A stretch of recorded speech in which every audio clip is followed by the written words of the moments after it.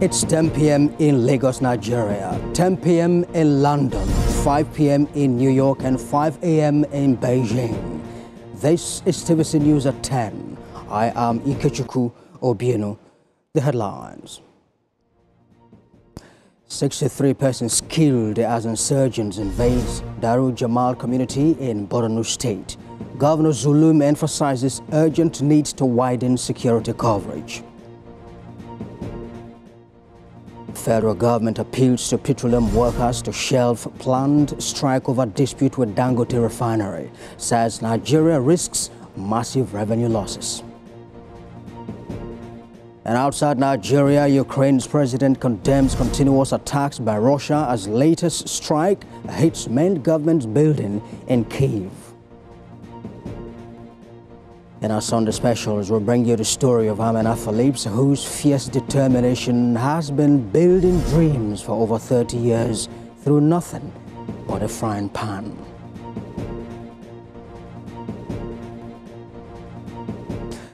Hello and welcome to TVC News at 10. Now let's start in Borno State, where Governor Babagana Zulum has emphasized the urgent need to widen security coverage across the state. Governor Zulum visited Daru Jamal community in Bama local government area, where at least 63 persons, including 5 soldiers, were killed by insurgents. Senior reporter Jesse Tafida tells us more. The once quiet settlement of Daru Jamal now bears the scars of a night of horror. Families who had only begun rebuilding their lives after displacement are once again mourning, this time for loved ones killed in an unprovoked Boko Haram assault. Governor Babagana Zulum arrived visibly shaken as he walked through the grief-stricken community. Meeting with survivors and community leaders, he condemned the killings, calling it a deeply painful tragedy. It's very sad. This community was resettled some months ago, and they are going about their normal businesses, but unfortunately they had a Boko Haram attack yesterday. So we are here purposely to commiserate with them and to build their resilience. The governor confirmed the death toll: 63 people, among them 5 soldiers and nearly 60 civilians. For him, the incident underscores the urgent need to widen security coverage. We have to take note that the numerical strength of the Nigerian army is not enough to contain the situation. Some months back, we had a meeting in Abuja with the National Security Advisor and other heads of security agencies on the need to establish what we call the forest guards. So far, so good. 2 sets of forest guards were trained in Maiduguri, and therefore, one of the solutions that we want to implement immediately is to see how we shall deploy the trained forest guards to most of the locations that are vulnerable, so that they will protect the forest and they will protect the communities also. The attack has sparked outrage beyond the community. Senator Kakashi Lawan, representing Borno Central, described the massacre as a crime against humanity, pledging legislative support to Governor Zulum's fight to restore peace. But for families here, the pain is immediate. Another reminder of the fragility of life in communities emerging from years of insurgency. Jesse Tafida, TVC News, Daru Jamal. Our senior reporter Jesse Tafida joins me live now on the news at 10 to give us further updates on the unfortunate incident. Jesse, let me start by saying it's really disheartening that residents who only resettled last month have now been displaced again. How is the government reacting to this latest setback? Well, it's a very sad thing for the government and the entire people of the community. You know, these are people that have spent over 12 years in IDP camps, and now they've been resettled back to their places of abode.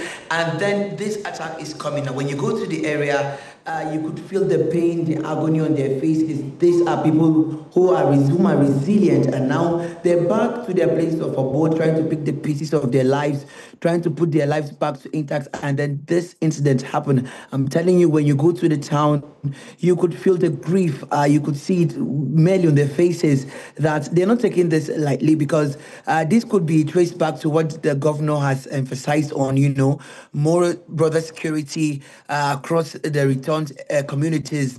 He spoke, I think, last month. Yes, he said that there should be improved security to all liberated communities.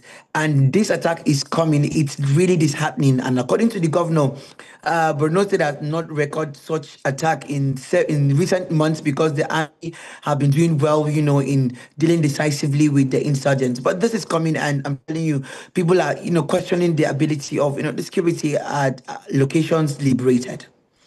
Well, Jesse, just as you mentioned now about people questioning the ability of the security personnel within the area, we understand Darul Jamal plays host to a military base, and one is wondering how these criminal elements were able to carry out these attacks, and as we understand, from 8 p.m. local time, so effortlessly.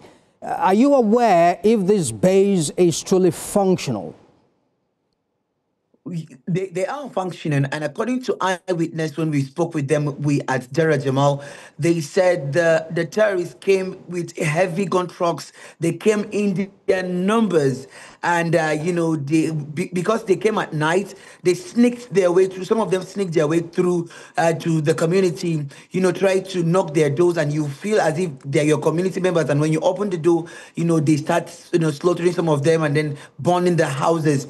And according to some of the eyewitness, they thought they were military personnel because some of them came in military outfits, so they thought they were security personnel. But before they realized these were terrorists, and because the terrorists came in their numbers, that is why this is coming. And then what we got from the military, some of the security personnel this morning, is that security have been beefed up, and some of the terrorists were chased out after this because they had to work in synergy together with the air component of the theater and then the ground troops, and that was how they were able to chase the terrorists back to the bush. But civilians have lost their lives. You could see, the numbers are surging, because yesterday it was around 50, and today the governor is confirming it's over 60. I'm telling you, this is why people are, questioning the ability. But the governor has said that the security personnel would be working together closely with the civilian joint task force so that they would complement the effort of the military in dealing decisively with the insurgents. Well, Jesse, a senior reporter in Borno, of course, we do hope that the government will work hard to ensure that those who are affected are resettled. Thank you, Jesse. Well, let's move away from security issues now. The Nigerian Union of Petroleum and Natural Gas Workers has insisted that it will embark on an industrial action. That will be from tomorrow, of course, over what they call anti-labor activities by Dangote Refinery. A statement signed by its president and general secretary expressed concern that the refinery's owner, Aliko Dangote, has insisted that new drivers for the imported trucks will not be allowed to join any union.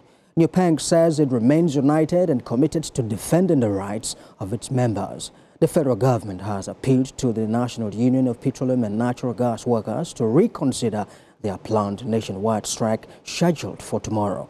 Minister of Labour and Employment, Muhammad Dengyadi, also pleaded with the Nigeria Labour Congress to withdraw the red alert it issued to its affiliate unions to be on standby for a nationwide strike in solidarity with the petroleum workers.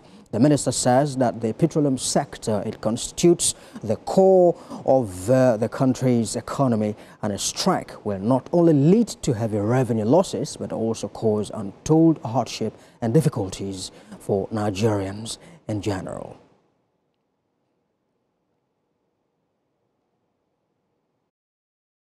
Well, as New Peng prepares for its strike tomorrow, members of the Direct Trucking Company Drivers Association have assured the public of regular supply of petroleum products.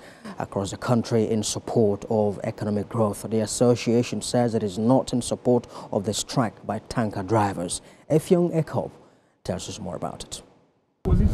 These are members of Direct Trucking Company Drivers Association.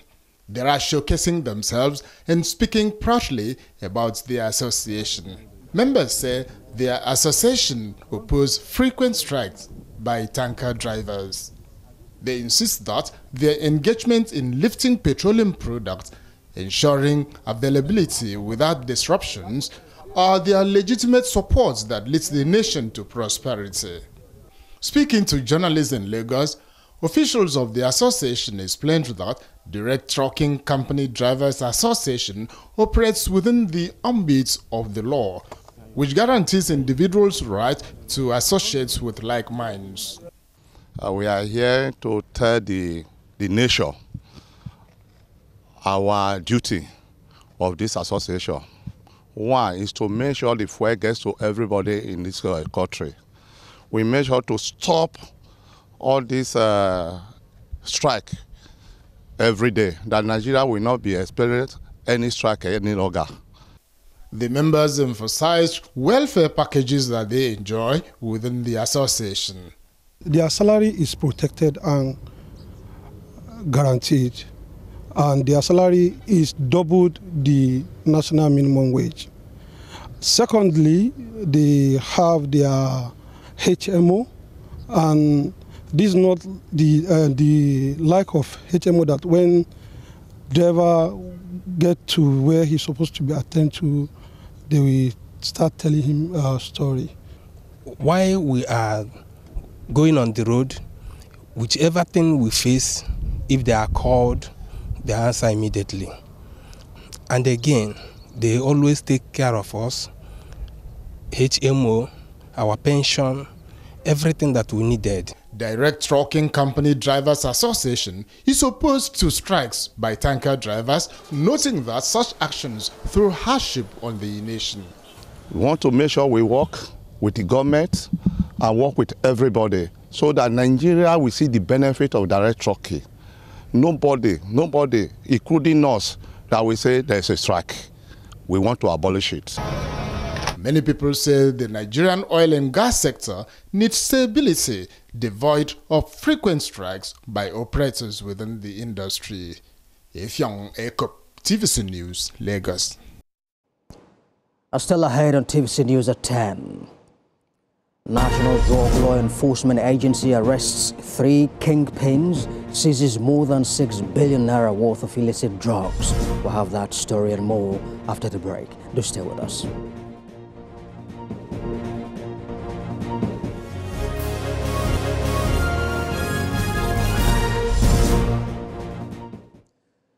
It's TVC News at 10. Let's remind you of our top stories. 63 persons killed as insurgents invaded Daru Jamal community in Borno State.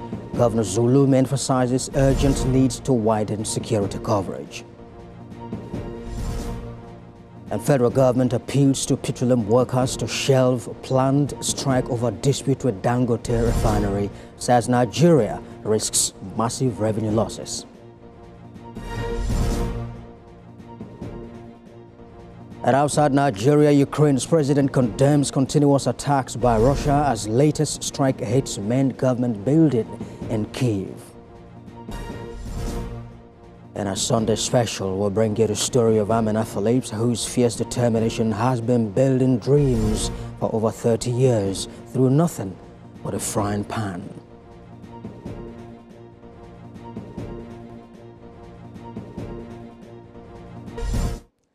Now, the National Drug Law Enforcement Agency has uncovered a drug cartel and seized illicit drugs worth more than 6 billion naira in its raid across parts of the country. We'll have details in the following report.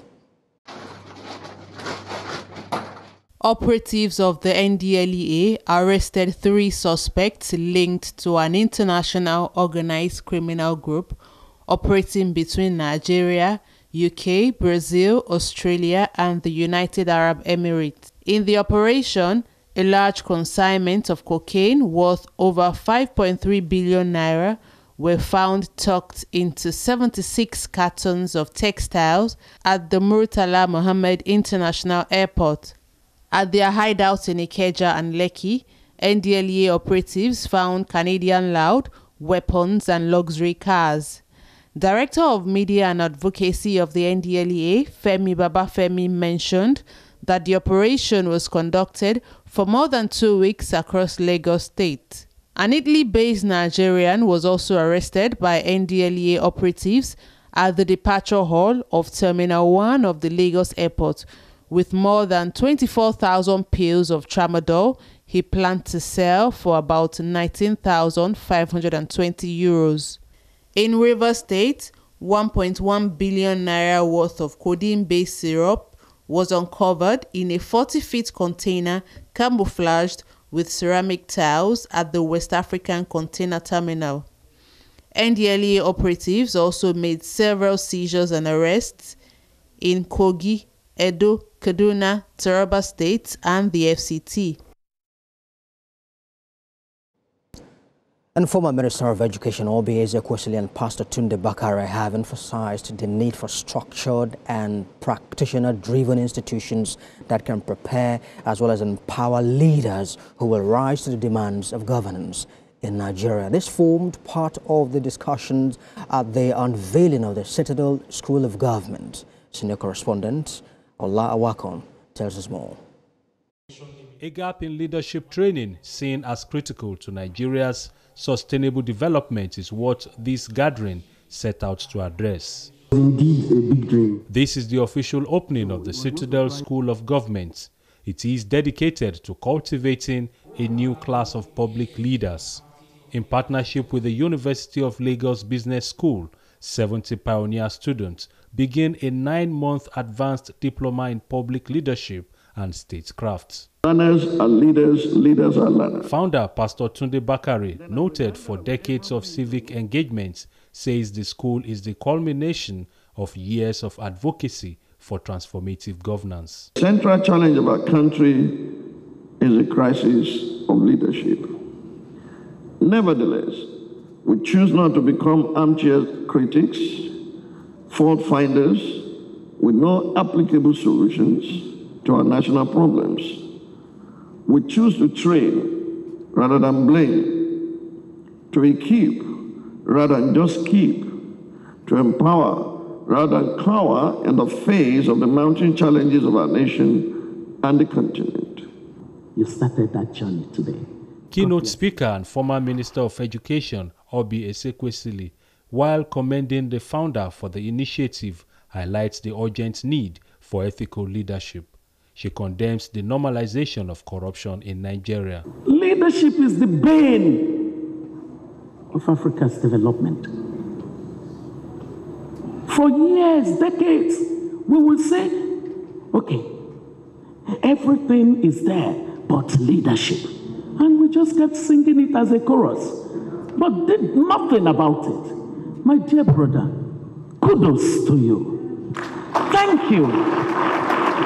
The Citadel School of Government has positioned itself for building capacity and bridging the gap between scholarship and public policy. With the strategic deployment that will result from your participation in and conclusion of this program, I am convinced that the first fruit of a unique breed is about to emerge to begin to lead the change Nigeria needs at all levels. You're not coming to collect advanced diploma in policy and statecraft only to go and scratch invoices and do exactly the same thing that has destroyed our society. I can't imagine you going through this program only to become what you have despised. For this pioneer class, the next 9 months promise rigorous study and the chance to help rewrite Nigeria's leadership story. Ola Awakon, TVC News, Lagos.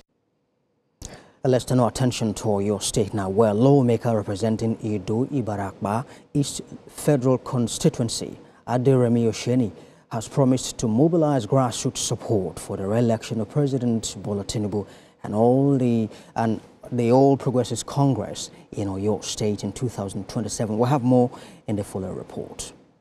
I want to use this time to invite. It was yet another gathering aimed at bringing governance closer to the grassroots as the federal lawmaker representing Ido-Ibarapa East Federal Constituency, Remi Oseni, launched the local government chapter of the Remi Oseni Committee of Friends. The lawmaker, while expressing his commitment to meeting the needs of his constituents, also emphasized the importance of supporting his party politically by helping President Bola Tinubu secure a second-term bid and the APC regaining power in Oyo State come 2027. He noted that this goal would be pursued through his strength of its over 265,000 registered members across the state. Delivering Oyo State for President Bola Ahmed Tinubu in 2027.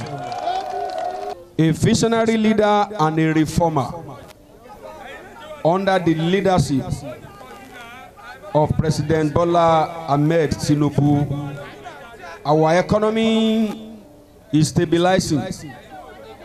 Forex racketeering and fuel subsidy fraud are gone, and they are gone forever. The lawmaker further announced a 50 million intervention package for traders in his constituency and a scholarship scheme for students who come out with impressive results in their SSCE examination.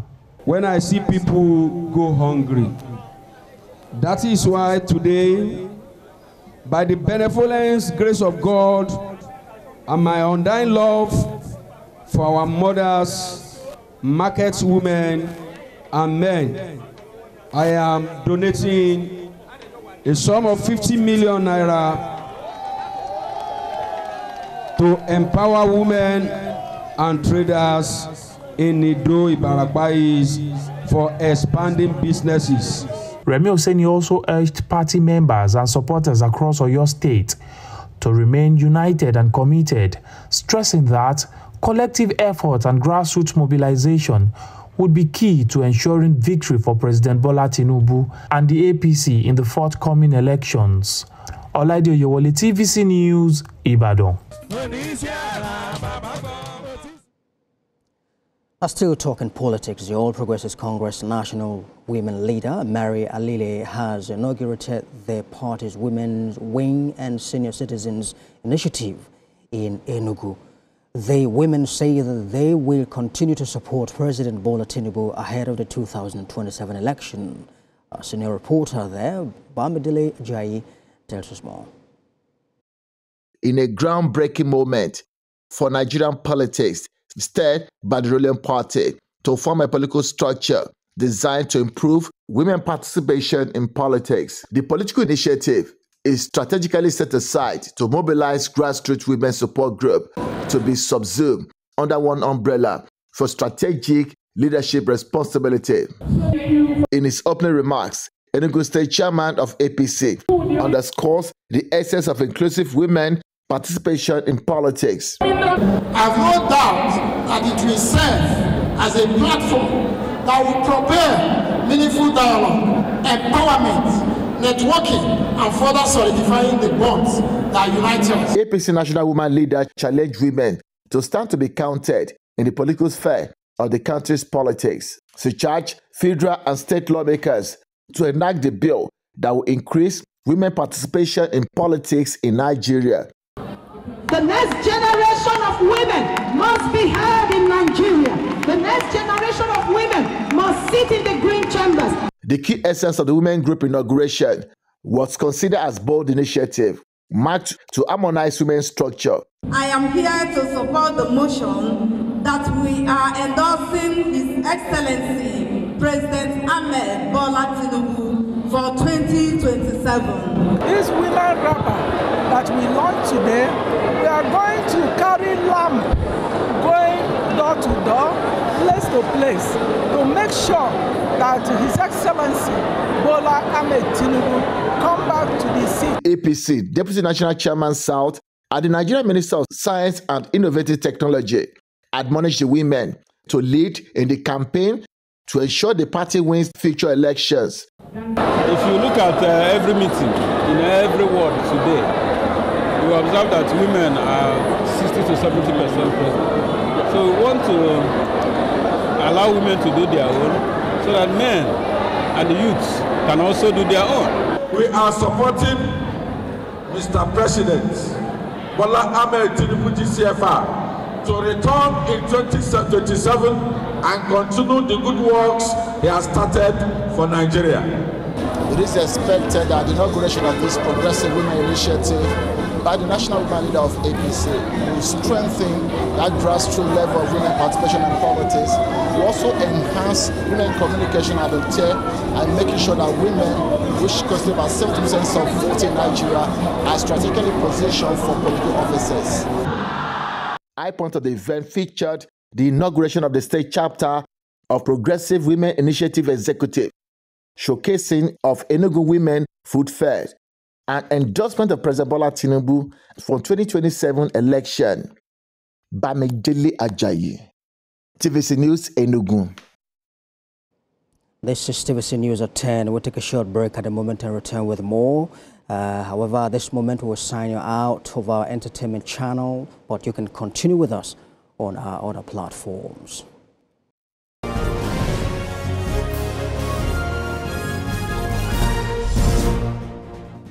All right, welcome back. Now it's TVC News at 10.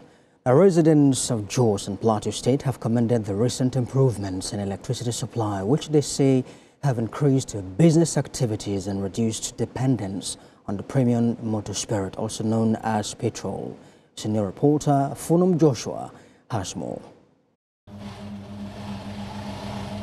Business owners in Jos, the Plateau State capital, are experiencing reduced backlogs and improved daily income due to the improvement in the supply of electricity by the authorities.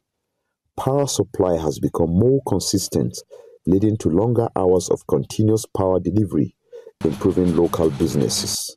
The Nigeria federal government has recently, in its Renew Hope agenda, approved a roadmap for the Nigerian electricity supply industry, providing a comprehensive framework for the sector transformation. The Presidential Metering Initiative aims to deploy 1.1 million meters by the end of 2025, with plans for 2 million annually over the next 5 years. Nigeria is said to have achieved a historic milestone of over 6,000 megawatts of generation, with a peak of 5,081.44 megawatts evacuated from power plants. The government is seeking and has made it open for private sector investment to expand the grid and improve electricity generation across the country. In Jos, the Plateau State capital, businesses like barbing salons and fashion designers now use less petrol to power their equipment because electricity is available for longer periods. Residents and business owners have expressed their appreciation for the improvements, with some urging the government and the distribution company to reduce the tariff. I must commend government for what really we are seeing in electricity now. The stable electricity now, as we see, and there's no comparison compared to them when we were suffering with electricity, but now the stable electricity which we're enjoying, and it's really boosting our businesses now. They are improved because of the electricity. The light is available, and most of my customers, if there is no light, the work cannot move. But once there is light, even though it's for like 1 hour, the lights, the work will move more faster than when there was no light. Yeah, I make more money more than those days. Overall, the light has really actually changed, and it's really helping us because we're residents. I mean, most of our foodstuffs, we actually put them in fridges, so you can actually put your things and you're very, very assured that you won't have a problem with it. The charges that are there, the tariff and the rest, if they can reduce it, but for the improvement of the stability of the light, we have seen it. If government can do something to improve on that very particular aspect. The Nigerian government is planning to construct modular solar plants across the 19 northern states, generating 100 megawatts of electricity each. Recent reports have it that approximately over 150 million Nigerians have access to electricity, but the challenge remains in ensuring a consistent power supply and affordable tariff. Funum Joshua, TVC News, Jos. And as Nigeria's constitution review on state creation continues, the Egbema people have made a unified call for inclusion in a single state. Currently divided between Rivers and Imo states, the Egbema General Congress is seeking to be recognized as one indivisible entity, either within the proposed Arashi state or as part of River State. Prince Oba tells us more about it. Here is Egbema in River State, comprising 3 towns. And here is Egbema in Imo State, with 13 towns. Yet, one people in 2 different states. This geographical and political irony is at the heart of renewed conversation among the Egbema people. In an emergency meeting by United Egbema National Congress, leaders and stakeholders unequivocally resolved that the time has come to reunite the Egbema clan under a single administrative structure. The speech of the chairman lays strong background for the conversation. Culturally speaking, spiritually speaking, geographically speaking, there is no reason why Egbema will be in 2 states. Because it is a division that has further marginalized us. Speakers at the meeting emphasized that the decades-long division has not only hindered development, but also amplified marginalization, despite Egbema's economic contributions, particularly in crude oil production. Egbema is one. Culturally, homogeneously, geographically, mention it. You have your home here.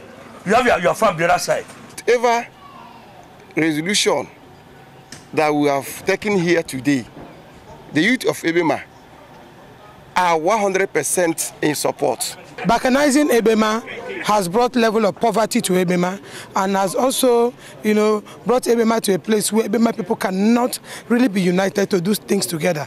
At the end of the meeting, the people unanimously resolved as follows. Egbema resolved not just to be united in one state, but we have a preference that we should be united in a new project called the Arashi State. Our second option is to be joined together in River State. The soul of the entire Egbema person longs for River State. They were denied that opportunity during the Irikefe and NASA's commission. I think the time has come now for that to be achieved. With the ongoing debates on constitutional reforms and state creation, the Egbema people are seizing the moment to demand what they call geographical justice to live, grow, and thrive as one. Prince Oba, TVC News, Egbema. And away from that, now the people of Ikechukwu in Aniocha North local government area of Delta State are now celebrating Ine Festival, a cultural event that marks the end of a successful farming season. This year's celebration also saw strong support from the community for the creation of Anioma State. Ikenna Mechi was there and tells us more. A vibrant atmosphere in Ikechukwu as the agrarian community gathers for one of its most revered traditions, the Ine Festival. The week-long event, deeply rooted in cultural and spiritual significance, reached its peak at the palace of the traditional ruler.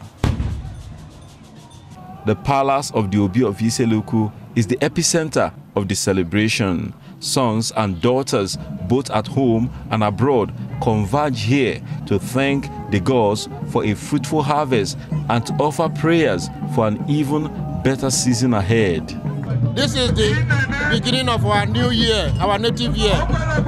Hopefully, God will keep all of us alive. So next year will be better for all of us. From canon shots to traditional dances and weird dressing, the festival showcases the rich heritage of the Anioma people. So as I said, local person, we are warriors. And for you to have a bountiful harvest, you to be able to protect your harvest. And that's why you see us celebrating with gunshots, gun. In keeping with tradition, the young Obi marched out from his palace to greet the subjects, and gunfire once again from the Dane guns sound loudly to add color to the procession. The Obi then proceeds to the Ogwa as chiefs come in turn to handshake. The queen, the princesses, and their maidens emerge from the palace to the square and remain standing. Beyond the rhythm of the drums and the echo of the cannon fire unfolds the soul of Iseluku, a proud heritage woven from the Benin and Igbo roots.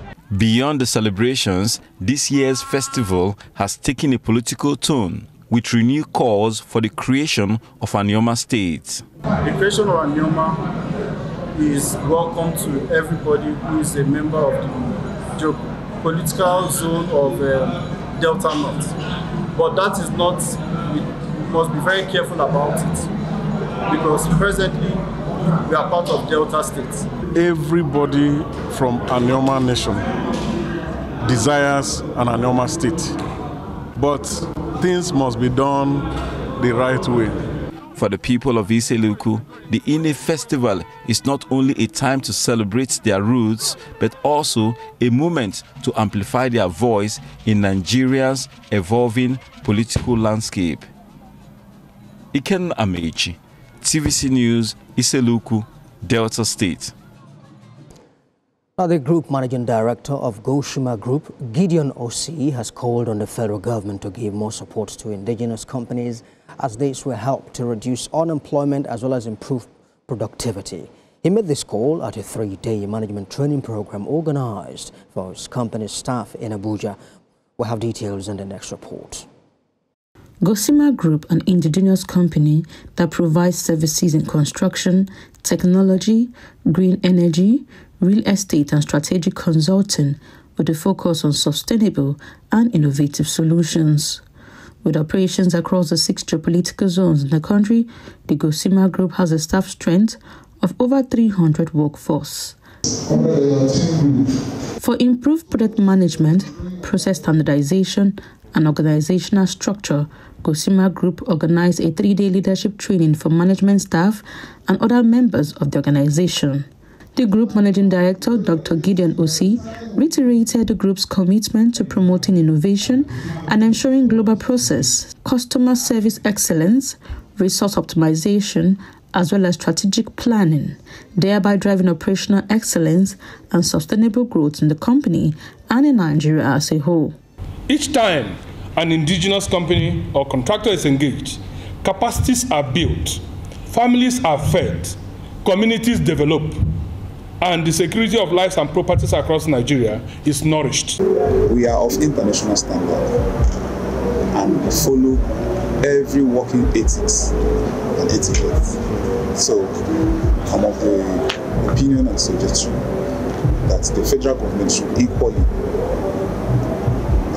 carry Goshima Group of Company along. After this training, our processes will be better. We'll improve on our processes within the organization.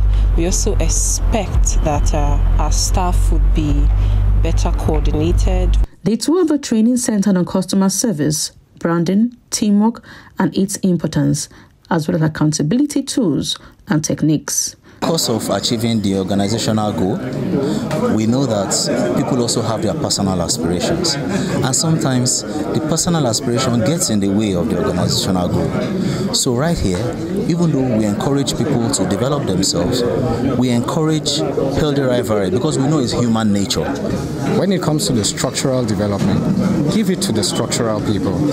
When it comes to the finishes, the architects are trained with eagle eyes. So it's always advisable for them to give you that very beautiful aesthetics look. At the end of this training, I expect a change of attitude. I expect improved performances. I expect improved timeline delivery. I expect that the project managers will work more collaboratively with one another despite their location. The take home from this training is for staff to be better project managers, be dedicated to their work, and ensure they deliver quality services at all times. And outside Nigeria, President of Ukraine Volodymyr Zelensky has condemned the latest strikes which led to the death of at least 4 persons. Ukraine's Air Force reported that a record number of drones and missiles were launched by Russia in the latest attack. The Air Force mentioned that 9 missiles and 56 drones hit 37 locations. President Zelensky says that the barrage caused damage in about 5 cities. In the city of Zaporizhia, about 17 persons were injured when multiple buildings, including homes and a nursery, were hit. Let's break you some sports stories now. The Super Eagles have arrived in South Africa ahead of the crucial 2026 FIFA World Cup qualifier against the Bafana on Tuesday. 22 players made the trip alongside technical crew members, officials of the Nigeria Football Federation and supporters club members. Meanwhile, Victor Osimhen has been ruled out of the game due to injury. Osimhen picked up the injury in first half of Super Eagles' 1-0 victory over Rwanda in Uyo on Saturday. South Africa and Nigeria will clash in a matchday 8 encounter at the Toyota Stadium in Bloemfontein on Tuesday. The highly anticipated encounter will kick off at 5 p.m. Nigerian time.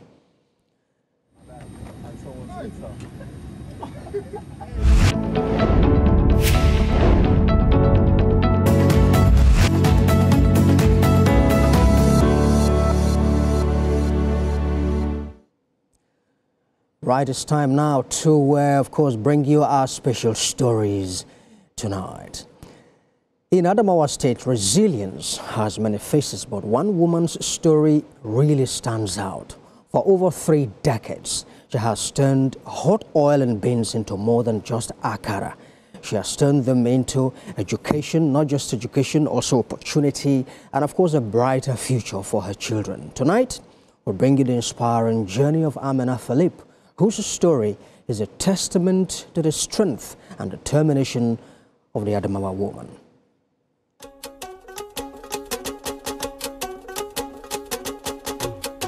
Nestled in the heart of Nigeria's northeast, Adamawa State is the land rich with culture, breathtaking landscapes and resilient people. The state is not only blessed with natural beauty, but also known for the determination of its citizens who thrive against all odds. For over 35 years, one woman has stood behind this familiar sound. The sound of frying beans cake, popularly referred to as akara. Day after day, she has built a livelihood that does not only feed her community, but also raise her children through school, and they are currently gainfully employed. Meet Amina Philippe. She is formally called Mumse, an Adamawa State woman whose story reflects determination, sacrifice, and hope. Without a formal education, she has built a sustainable business. Akwai tam da yana bai da lafiya, baban baya gari. Na kai asibiti, ka sani a lokacin ba kuɗi ake da shi ba me ba. To sai na je sai na ce to an rubuta magani ban da kuɗin zan siya magani. Sai na je na samu pharmacy na ce to gashi, sai ce min to ina baba na ce baban yayi tafiya. Sai to gashi gobe ki kawo, na ce to ba damu. Sai zo na ce to me ya kamata mutum yayi, sai a kwata kam zan kira ta mom nawa. Sai ta ce min why no ki fara sana'an ko sinan yana da kyau ko kaɗan kaɗan. Sai na ce mata to shikenan. Sai na zo na fara kaɗan kaɗan dai na fara inda dai bai kai mudu ba kam. Da haka har na zo yana yin buhu ɗaya. Yana kai mi a week lokacin fasting period. Kafin a ce fasting time ya kare ina gama kamar 5 bags abin da sana zo na shiga dafa abinci. Akwai taron da aka yi na polisawa, ina cikin tuyon kosen fa, sai wani polis ce wai don Allah yanzu ba abinci ya za su yi ne ko mudu dan yi musu. Na ce to shikenan, sai na dafa mudu ɗaya. Sai mai gina ce kai za ki abinci wa zai saya, na ce a'a su sun ce wayan dafa musu ne, amma na dafa musu gashi. Da na dafa musu shikenan kafin su tafi sai abinci sake ɗaukar kuma wajen kuma. Her beans cake and food business has turned into degrees. Today, 3 of her children are working class professionals. Yaran su 5 ne. Da hana kai na rayuwa tsakanin da Allah. ci sha zaka iya hana kai na tabbata na tallafa musu kuɗi, tattara musu kuɗin da za su biya school fees, especially na mace. Dole ka tabbata cewa ka ta ji ta nemi kuɗi a jikin wani. Sun tambaye na mama muna son kaza, in ce to yanzu ba da sha makwakura in na samu to ko idan babanku ya zo ban tambaye shi akwai to ba na so su wahala da na yi kuma ba na so su roka wajen wani. Shi ya sana ce musu ku yi karatu kuma sun amsa mai sun yi. Daya shi police ne, daya kuma is a teacher and then he's a businessman. Daya kuma ita kuma tana banka, shi sai banka. A gane ko? Last born kuma shi kuma yana nan a Futu bai gama ba tukuna. Daya kuma yana Abuja yana business na shi. According to available data, less than 10% of women in northern Nigeria are able to single-handedly finance university education for their children. Amina Philip is part of that rare determined few. It was when we grew up that we know that, so our parents have been sacrificing a lot for us to do this. Why? Because, if we ask for this, they will provide, especially when it comes to school. If I can remember to see how determined they want us to go to school. They took us to one of the best private schools then in Yola. Then they were paying school fees 8,000. I studied chemical engineering, I came out with 2-1. I mean, several times in university, I will come home, they will say they don't have money. They will give me 200 naira. At her small but busy food stand in Yola, customers gather waiting patiently for their turn.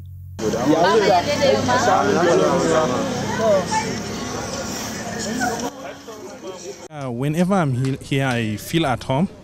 So her dishes are so nice to me. So unlike other eateries when you go, so the dishes here feel like just the way they are cooking it at home. I've been patronizing Mama here, I could say 3 years back. It's one of my friends that convinced me to come and eat food here. And I brought over 20 people here. Because of me, they are buying food here. Mamsi tana girma mutane, tana ganin girman mutane. Kuma gaskiya tana arfa abinci. Sai in maka ikirari na cewa duk Adamawa babu wanda kai arfa abincin Mamsi. Kana da kuɗi baka da kuɗi za ka ci abinci wajen Mamsi ka tafi sai ka dawo ka zo ka biya. Saboda tausayi da girma da girmamawa. Gaskiya almost na kai 3 years ina zuwa nan in ci abinci don a gire nake makakin mota na don kullun dare nan zan zo in ci abinci in ta da mota in sha man 3,000 in zo in ci abinci kuma in sake koma a gire don gaskiya abinci ka ba laifi daidai don ba zai kasa shekara 7 ko 8 ina zuwa nan ba ina da mata da yara mata na 2 amma tsabar yadda take maintaining na mutane muka ga kokarinta da hazakanta shine muka ce to za mu zo mu kuma kullun anan ya zamana In every community, stories like Amina Philip exist. Women who, despite low literacy level, just 48% in Adamawa, compared to the national average of 62%, still ensure their children surpasses them. They turn sweat into opportunities and struggles into triumph. Amina Philip stands as a proof that when a woman is determined, no obstacle is too heavy, no challenge too high, and no dream too distant. For over 3 decades, Mama Amina has stood firmly by determination. Like many other women, her story reflects hard work, sacrifice, and resilience, and also shows the true power of the Nigerian woman. JC Daniel, TVC News, Yola. Well, there is no doubt. Of course, this is an incredible, quintessential story of womanhood, resilience, hard work, and more. Let's now bring in Jesse Daniels, of course, to talk to us more about this woman. Jesse, very pleased to have you with us. We understand that this woman has been able to train quite a number of her children. Tell us, how inspiring has this woman been to other women, younger women in the community, especially now that younger generation of women, want to live a flashy lifestyle without hard work? Yeah, indeed, the story of Mama Amina is an inspiring one. It's one that has actually broke a lot of inspiration to the minds of the younger ones. Indeed, because it might also interest you to know that Mama Amina's food has gone far and wide. As much as she has also experienced some hits, some little challenges, but her own kind of story remains to be very, very unique because coming from people that felt that kind of thing, they are always seen as people at the very lower class. But in her own case, she has turned that particular weakness into is huge strengths. And in that, she has been able to leverage on her particular skill to be able to build something very meaningful. And the most inspiring part is how she was intentional about training her children through school.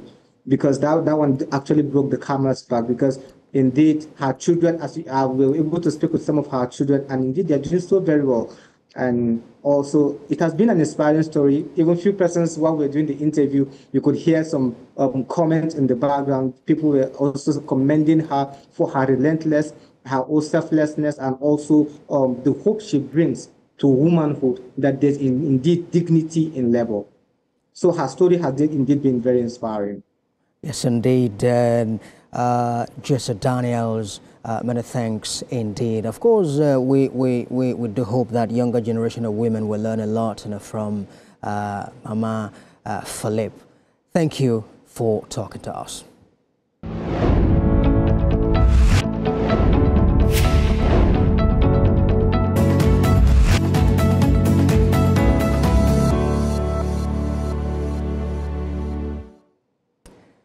Well, that's TVC News at 10. More updates on the stories that we are monitoring. You can visit our website, www.tvcnews.tv. You can also follow us on social media handles on Facebook, Instagram, on X at TVC News NG.